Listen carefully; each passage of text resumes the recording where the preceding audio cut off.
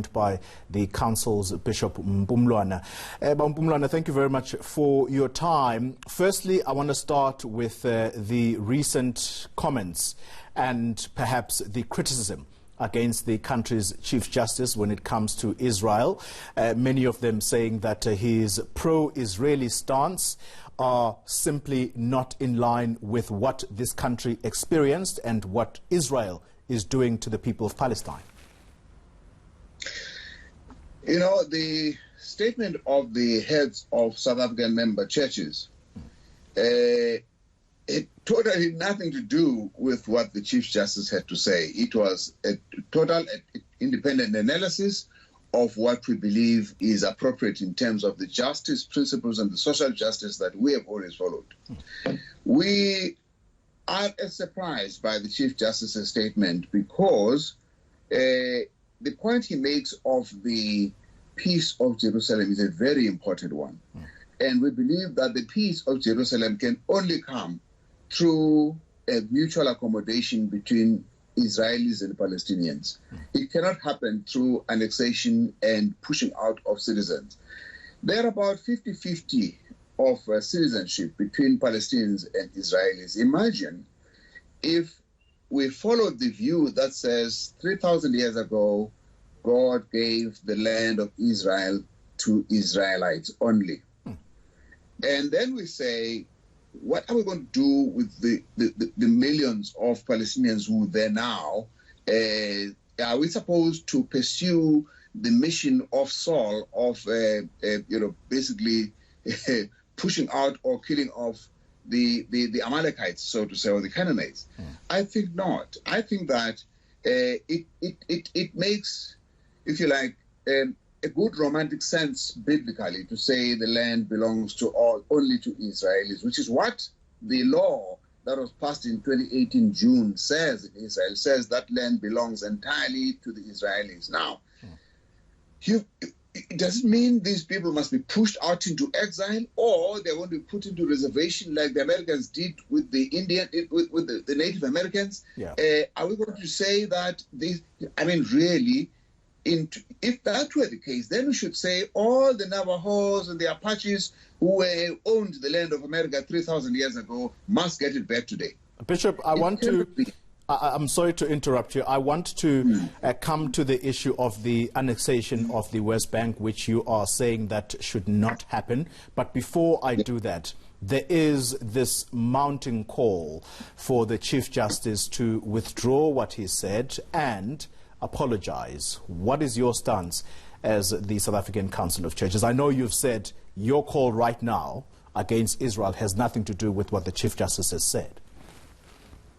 Yes, we would certainly would have preferred to have had an audience with the Chief Justice ourselves. This is the normal way that we work as Council of Churches. If we have an issue with somebody who has made a statement about something, we like to talk to them. That's what we've done. But definitely, we strongly disagree with the Chief Justice. We think that it is a misguided view theologically, and that if we were to have the opportunity to talk to him, we would certainly have that conversation. But I'm not going to say, here's what the SEC is saying about whether he should withdraw, or because I think it was not unintentional. It was well considered. In fact, I think he believes it very strongly, and I think that's why I'm saying it's a misguided position. But I would stop short of saying what I think we should do without talking to him. All right, and therefore, Bishop, let's talk about the implications of the annexation of West Bank.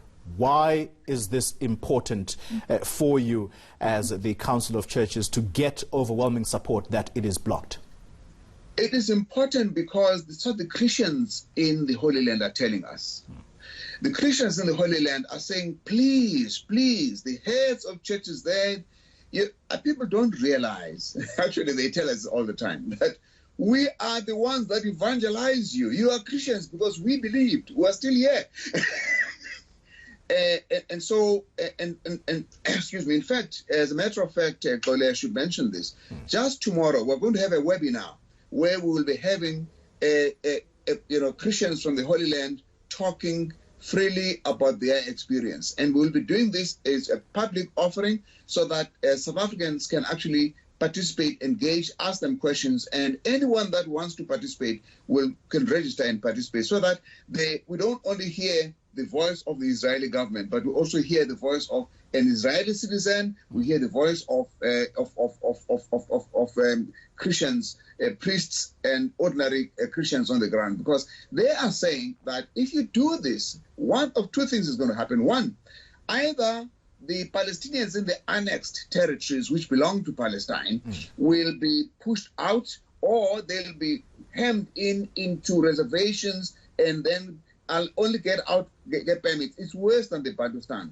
That's why we're saying that it is worse than apartheid, because if indeed Israel wanted to have all of that land, a simple solution is to say, right, let's take the land, all of it. Therefore, there are no two states. There's only one state, and that state is a democratic state. Everybody can live in peace. Fine, let's do that. Yeah. But there is a former foreign minister of Israel that was on television the other day was saying we cannot do that, because if we did, then there will be a possibility of a majority of Palestinians. Therefore, we cannot afford. We need a two-state solution so that they can be on their own and we can remain democratic. But if we don't do that, then it means that we must therefore treat them as pariahs and non-citizens and deny them the rights. And justice is indivisible, Toli. Justice, justice, justice for all.